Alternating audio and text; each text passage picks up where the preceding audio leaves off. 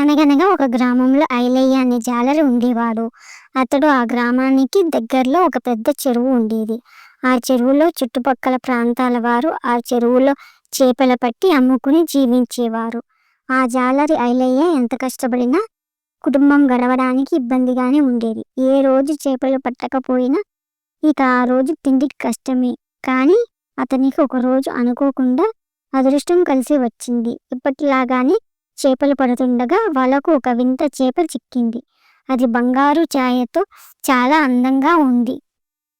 అలాంటి చేపను ఐలయ్య బల్లి ఎప్పుడూ బల్లి చూడలేదు. చేప బంగారు చేప దాన్ని వెంటనే బల్లి బల్లి ఇంటికి చేప తీసుకువచ్చి బంగారు భార్యకిస్తూ, చేప. చూడు చూడు, ఈ రోజు వింత చేప నా వలలో పడింది. దీన్ని కూర వండి పెట్టు.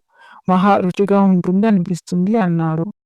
అయ్యా దేవుడా, ఇప్పుడు నన్ను చంపుకు తింటారా ఏంటి మీరు?